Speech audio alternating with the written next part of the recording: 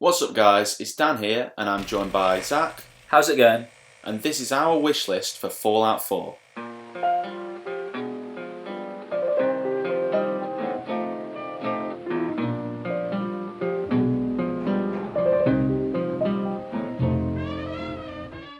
The first thing on our wish list is the ability to invade other players' settlements. In case you missed the E3 gameplay, players will be able to create and customise their own settlements. We think that having the ability to invade other players' settlements will be a great way to show off your creations and put them to the test. So you may have noticed in the E3 gameplay that your settlement does get invaded by NPC raiders, that sort of thing. And what we're essentially hoping for is that once your settlement gets to a certain level, maybe you build a terminal or something like that, you have the option to be able to let your friends and other online players invade your settlement. Yeah, I think it would be important to allow players to choose when they want to be invaded or when they want to invade other players. Yeah, I think it needs to be almost like a deathmatch in other games, so it's an actual separate mode where you're actually choosing whether you want to be in it or not. It shouldn't just force you to do it whenever it feels like. Exactly, and the damage that is done to your settlement shouldn't be permanent. It should be something like it's a saved state when they invade your settlement, and any damage done is then reset after the matchmaking style invasion. Exactly, it should just be for fun at the end of the day, because that's what this is all about. Building the settlements, you wouldn't, if you spent ages making your settlement, you wouldn't then want it to be all destroyed by some overpowered player. Yeah, I really think it'd be a great feature because it would allow me to share my settlement with my friends and allow them to experience it and have some fun in the process. Our next wish is the return of the hardcore mode. In Fallout New Vegas, there was a hardcore mode which made the player have to eat, drink and sleep to survive. It'd be a great addition to the Fallout 4 game because it would really cater towards the more hardcore gamers that really want to get a true challenge from the game. It would kind of add an extra level of survival to the game, which is a really good experience. Yeah, what I'm hoping for with this hardcore mode, if it does return, is a much more in-depth version of it. So in Fallout New Vegas, if you didn't drink or eat, etc., it essentially just had statistical effects on your character, so the intelligence level would drop.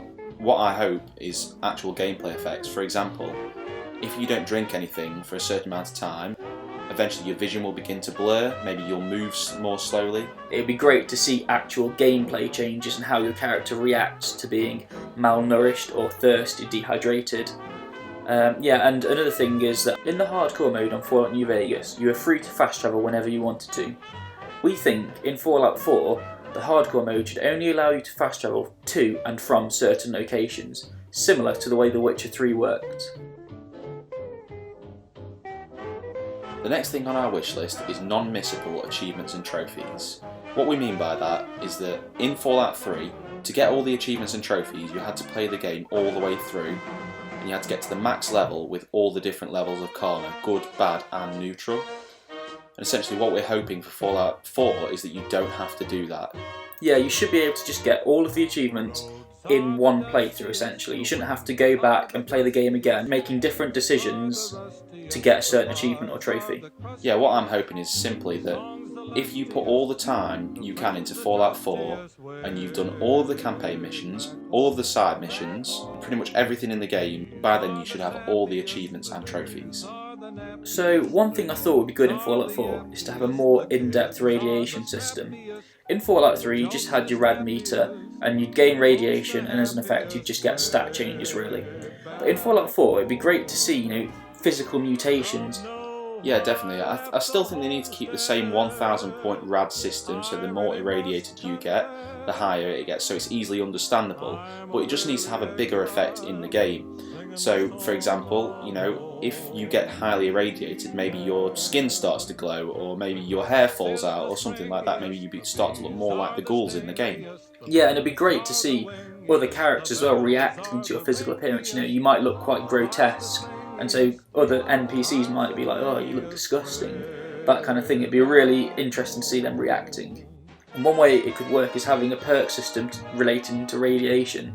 So essentially, there are perks that activate when you are irradiated at a certain level. I think that, in conclusion, just adding a more in-depth radiation system will really emphasise the dangers of the wasteland and how deadly radiation can be.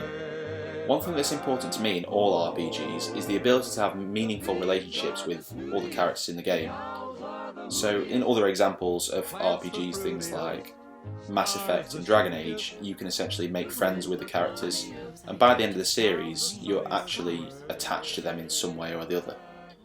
But in Fallout, that's something that you haven't been able to do yet, and in other Bethesda games, such as Skyrim, we have seen relationships. For example, you can have a wife or husband, but due to the fact that your protagonist doesn't actually speak, it does take away a lot of the realism of that relationship.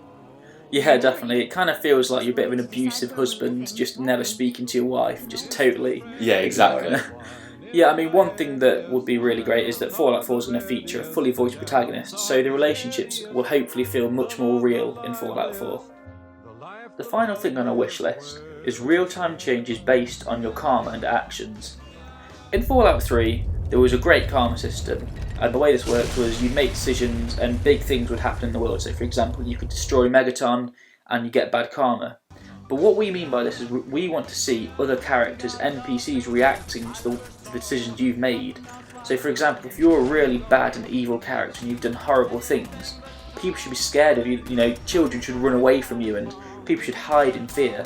And if you're a good character, they should be really nice to you and possibly give you gifts and be really kind and offer to be your friends and move to your settlement. Exactly. In Fallout 3, there was a minor sort of system that place where the actions you made, depending on your karma, affected Three Dogs radio broadcasts. So, like Zach said, if you blew up Megaton, Three Dog will get really angry in his radio broadcast and outright just insult you over the radio to all the people who are listening. So essentially, we're just hoping for more features like that, more things to make you feel either guilty or good about the actions you've made. Okay guys, that was our Fallout 4 wishlist. We'd love to hear what you thought of our video and what your personal wishlist is, so please put it in the comment section below. If you want to see more videos like this, please like and subscribe. Thanks very much guys.